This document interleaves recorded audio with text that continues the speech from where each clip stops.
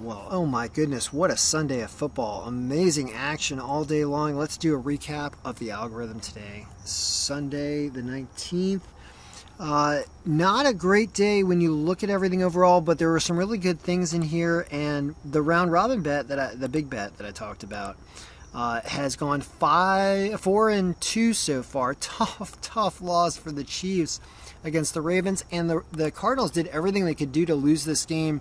They didn't cover, yet they somehow win the game, so putting a money line pick instead of minus 3.5 points would have resulted in a win here, which could drastically change payouts, but didn't happen. It's tough with those games. So let's take a look overall at everything. First of all, New Orleans ended up being on top of this list after updated injuries and rosters early this morning. Now, they have some distorted stats because of their game against Green Bay in Week 1, and what is wrong with Green Bay? That made them look better than they were. The algorithm was not able to pick that off. I was able to pick that off, so I hope you listened to my discussion in the video on Friday about this game, and I stayed away from them. I'm in North Carolina, and we watched the home team. They weren't home today, but yeah, they were. Sorry, they were home. They were home today, and they really crushed it. So good for them. Next, but staying away from that. It did not belong on the top of this list. It's a artifact of the fact that they played a weird Green Bay team in Week 1 that put them up there. So Tampa Bay runs away with it with some defensive touchdowns in the end. Patriots moved up on this list after they signed Nick Folk as a kicker. That added a bunch of points to their team, and look at that. They get almost where the projection was, and they just shut down the Jets completely. Broncos, Duke beat and cover Jacksonville. They could have got a little more, but they didn't. Seahawks somehow blow this game. I mean, they were up like 30-16. Oh, wow, did they blow it? Russell Wilson's trying to take safeties in overtime. Like, what is going on here? That's a bummer.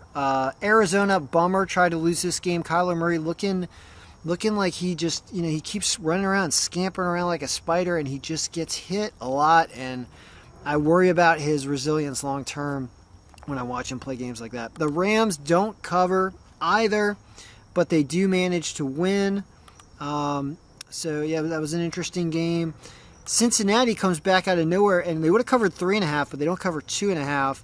But they don't win that game. They're an underdog that the algorithm picks it does not win. Same thing with Houston, although Houston covered the 12.5, and that is what we discussed. The 13.5 was up to. That's what we discussed in the video on Friday, so they do cover. That's good. Chargers and Dallas, this game doesn't get as many points as we would have thought it would have gotten, and the Cowboys win. But these games that are down on the list, when you see a lot of no's down on the list, that's actually not necessarily a bad thing.